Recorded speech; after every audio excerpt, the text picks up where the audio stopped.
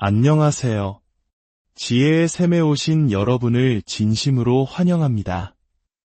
오늘 우리가 함께 나눌 이야기가 여러분의 마음에 깊은 울림과 평안을 가져다 주기를 소망합니다. 만약 이 말씀이 여러분에게 힘이 된다면 좋아요와 구독을 통해 이 귀한 지혜가 더 많은 영혼에게 닿을 수 있도록 하나님의 선한 사역에 동참해 주시길 부탁드립니다. 여러분과 여러분의 가정에 하나님의 크신 은혜와 축복이 늘 함께 하시기를 기도합니다.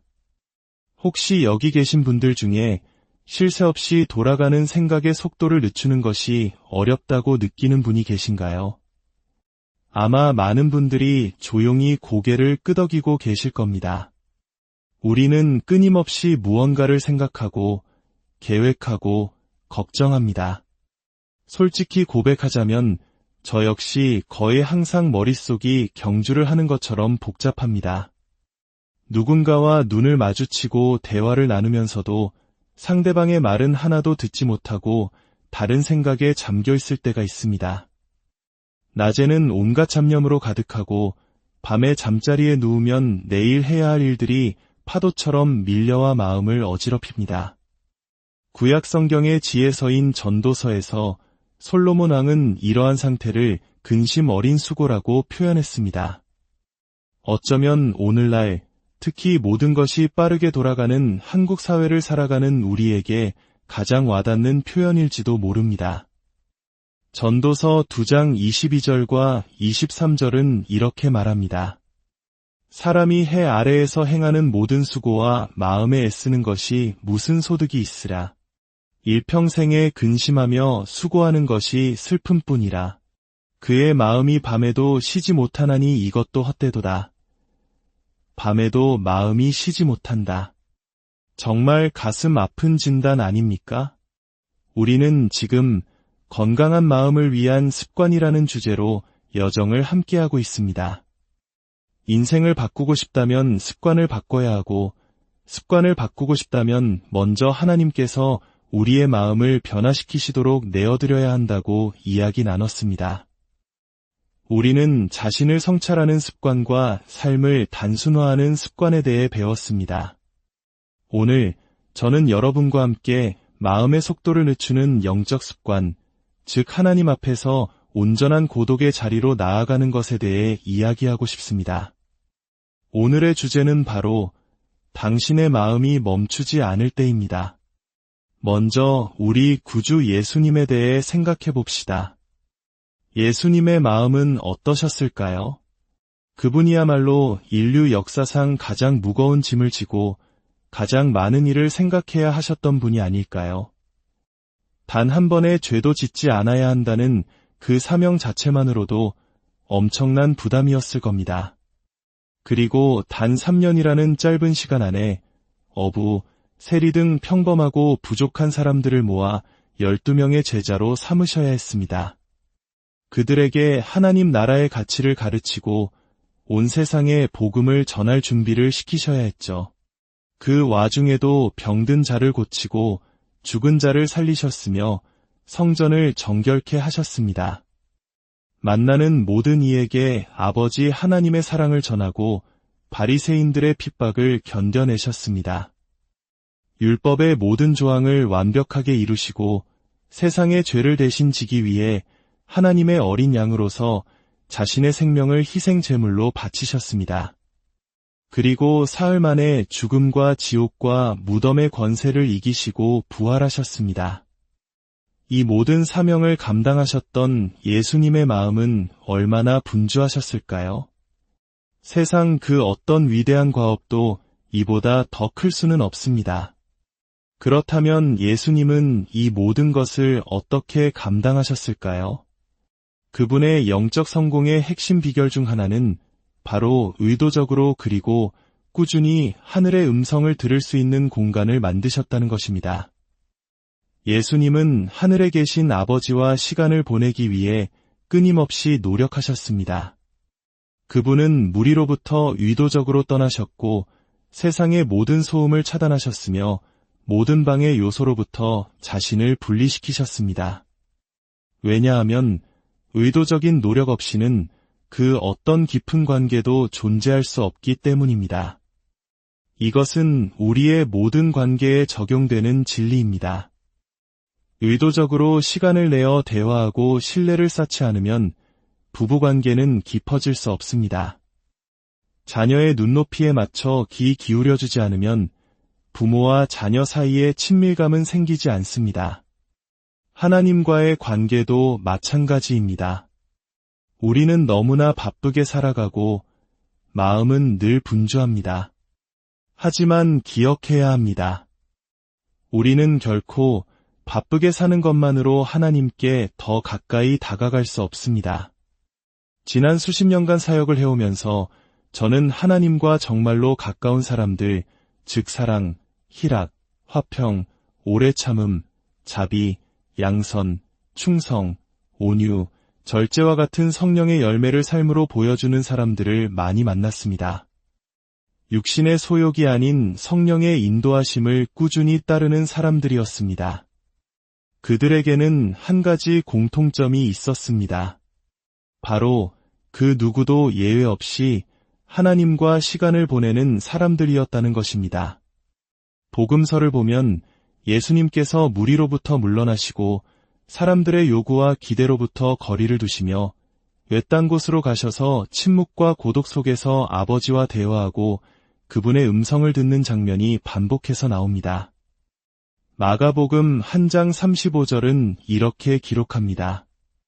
새벽 아직도 밝기 전에 예수께서 일어나 나가 한적한 곳으로 가사 거기서 기도하시더니 우리는 어떻습니까?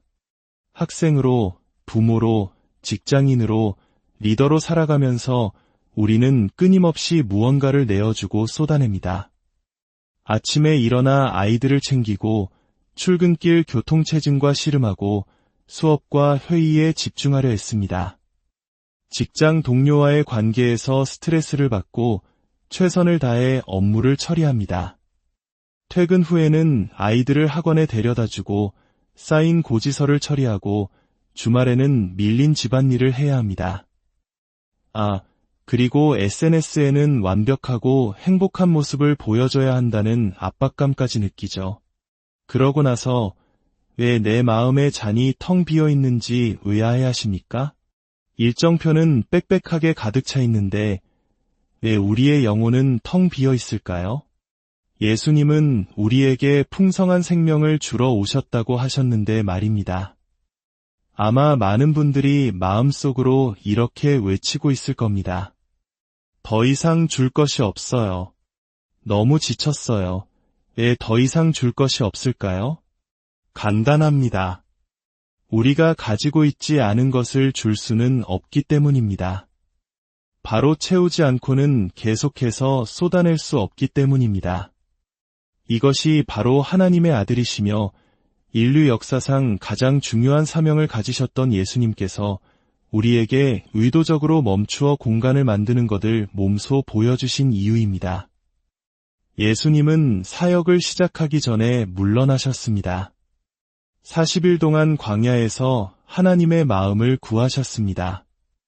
중요한 결정을 내리기 전에 물러나셨습니다.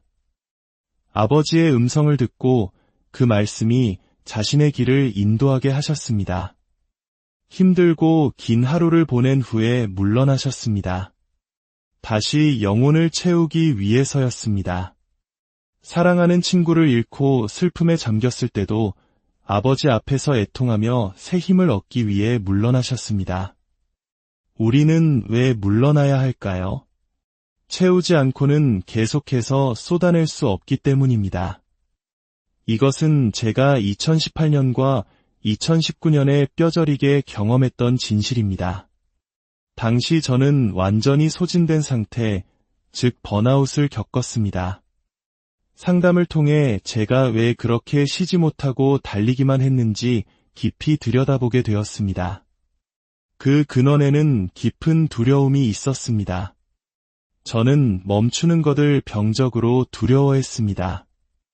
왜냐하면 저를 포함한 많은 이들이 자신의 가치가 자신이 하는 일에 달려있다고 믿기 때문입니다. 내가 무엇을 생산해내는지, 어떤 성과를 내는지, 얼마나 많은 것을 이루는지에 따라 내 가치가 결정된다고 생각하는 것입니다. 그래서 저는 멈출 수가 없었습니다. 멈추면 내 가치가 사라질 것 같았기 때문입니다. 하지만 하나님을 아는 데 있어 가장 중요한 전제 조건이 바로 멈추는 것일 때 이것은 심각한 문제가 됩니다. 시편 46편 10절은 말씀합니다. 너희는 가만히 있어 내가 하나님됨을 알지어다. 바쁘게 일하고 하나님을 알라고 하지 않으셨습니다. 성공하고 하나님을 알라고도 하지 않으셨습니다. 그저 가만히 있으라, 멈추라고 말씀하십니다. 여기서 가만히 있으라는 히브리어 원어는 분투를 멈추라, 애쓰는 것을 그만두라는 의미를 가집니다. 바로 솔로몬이 말했던 근심 어린 수고를 멈추라는 것입니다. 다시 예수님을 생각해 봅시다. 예수님께서 세례를 받으셨을 때 아버지 하나님께서는 하늘에서 이렇게 말씀하셨습니다. 너는 내 사랑하는 아들이라. 내가 너를 기뻐하노라. 그때 예수님께서 기적을 몇 번이나 행하셨는지 아십니까? 단 한 번도 없었습니다.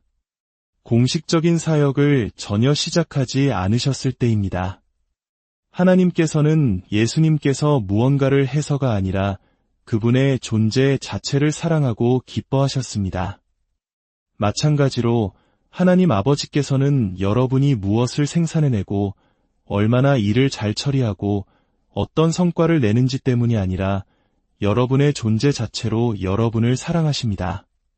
당신은 그분의 소중한 자녀입니다. 아버지의 사랑의 확증을 들으신 후 예수님께서 가장 먼저 하신 일은 무엇이었을까요?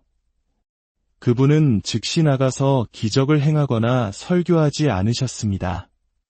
그분은 가장 먼저 자신의 영혼을 채우러 가셨습니다.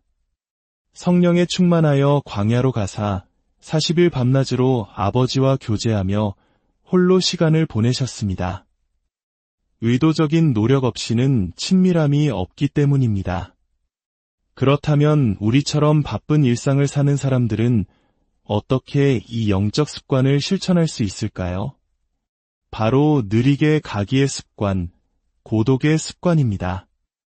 예수님께서는 마태복음 6장 6절에서 이렇게 말씀하십니다. 너는 기도할 때에 내 골방에 들어가 문을 닫고 은밀한 중에 계신 내 아버지께 기도하라. 조용하고 한적한 장소를 찾으십시오. 세상의 모든 소음으로부터 벗어나십시오.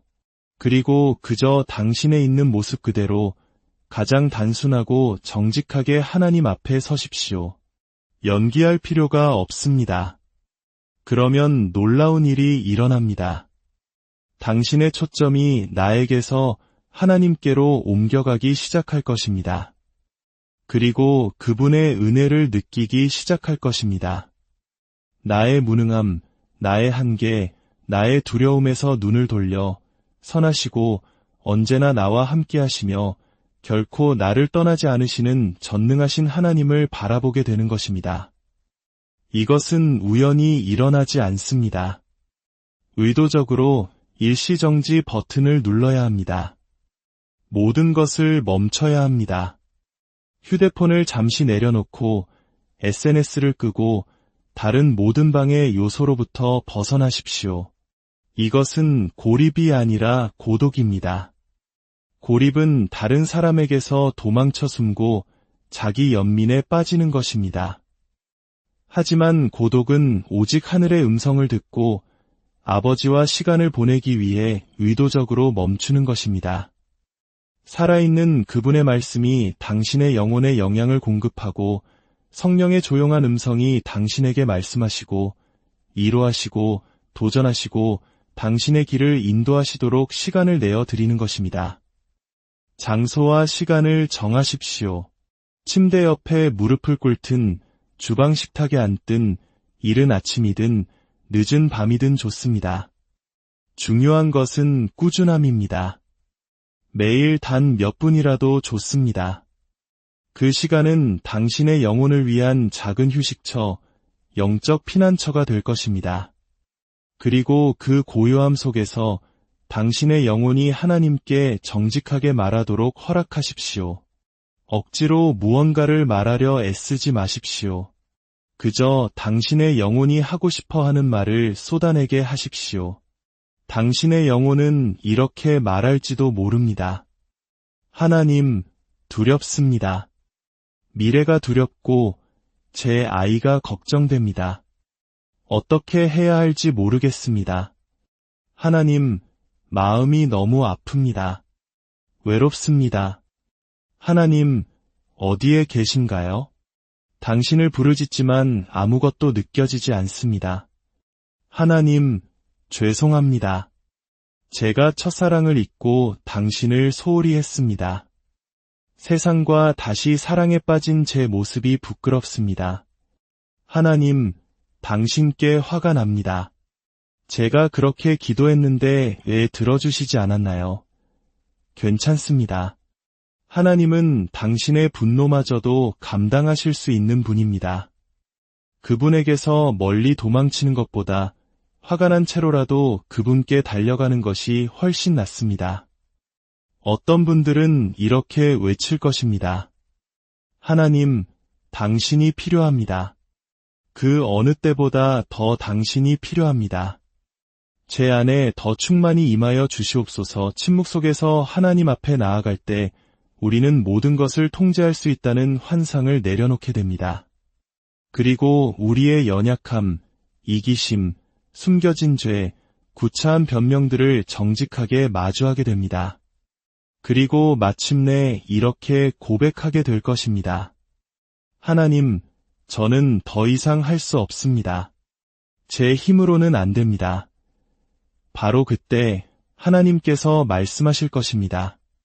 드디어 내게서 초점이 옮겨져 나에게로 돌아왔구나. 이것은 습관이 되어야 합니다. 느리게 가는 습관, 고독의 습관. 의도적으로 찾지 않으면 세상은 당신에게서 이 시간을 빼앗아 갈 것입니다. 그리고 의도적인 시간 없이는 결코 하나님과 가까워질 수 없습니다. 기억하십시오. 당신은 계속해서 쏟아내기만 할 수 없습니다. 하나님의 임재 안에서 반드시 다시 채워져야 합니다. 시간이 없어요 라고 말하는 분들이 계실 겁니다. 하지만 우리 모두는 우리가 시간을 내기로 선택한 일에는 항상 시간을 냅니다. 변명은 그만두고 하나님을 깊이 알기를 선택하십시오. 가만히 있으십시오. 마음의 속도를 늦추십시오. 그리고 당신이 아닌 하나님이 누구신지 알게 되십시오. 그분은 언제나 당신에게 충분하신 분입니다. 하늘에 계신 우리 아버지, 오늘 저희가 분주한 마음을 내려놓고 당신의 임재 안에서 잠잠히 머물기를 원합니다. 저희의 초점이 저희 자신에게서 당신께로 옮겨지게 하옵소서. 당신은 우리의 왕이시며 구원자이시며 반석이십니다. 당신의 선하심을 맛보아 알게 하시고 당신의 음성을 듣게 하옵소서. 이 모든 기도 우리를 구원하신 예수 그리스도의 이름으로